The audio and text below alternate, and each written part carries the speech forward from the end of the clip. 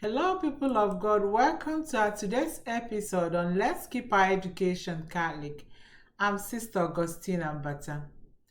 Today, we are continuing our discussion on prayer, focusing on some specifics on how we can make them practicable in our schools. Let's start with the celebration of the Eucharist. The Holy Mass we know is the highest form of prayer in the Catholic Church, right? Now, having a daily mass would be a dream for many Catholic schools, no doubt. And in places like Nigeria, where priests often manage schools, celebrating masses daily or twice a week would be very feasible. However, in some Western countries, there's a shortage of priests, many of whom are covering multiple parishes and they are facing logistical issues. But then let's think outside the box. Are there retired priests in this area? Is there a permanent deacon, like who could lead a communion service in the Catholic school? You as an administrator, you could also invite the community not only to participate in the liturgy, but also help you prepare the children, allowing you to supervise. This way the community gets involved.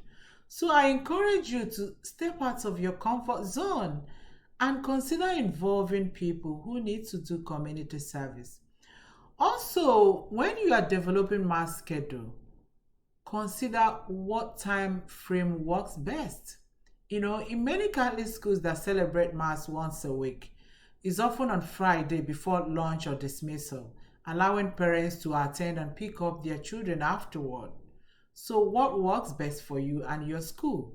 Could you invite community leaders, business leaders, donors, and grandparents?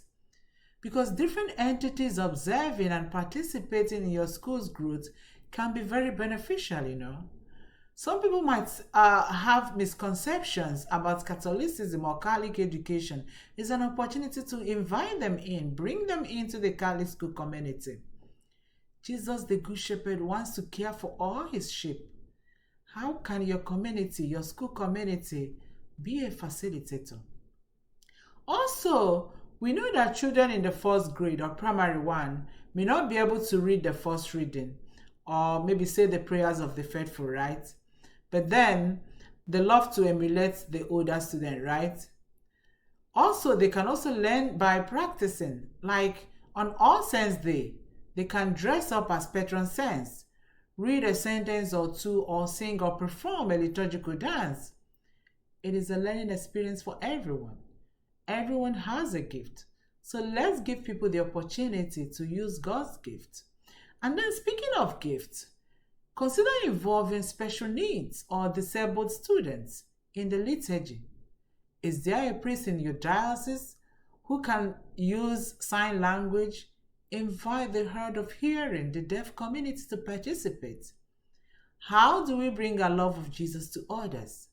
I think these are the different ways we can bring the liturgy to life. It is also very vital for all of us as Catholic educators, parents, and community members to ensure that our students not only learn how to pray, but also make prayer a daily practice. But then as a Catholic school educator or maybe an administrator, you are worried that your student do not know how to say some of these prayers or participate in the liturgy. And also you think your school schedule is too full to accommodate a catechesis class. Here is a practical plan. Consider reducing 6 45-minute classes by 5 minutes each. That is, if each class period is 45 minutes, reduce 5 minutes each from 6 classes. This will free up 30 minutes. Which can be dedicated to catechesis lessons, where students can learn and practice these prayers. And the catechesis could be led by the school chaplain, a religious person, or a knowledgeable lay person.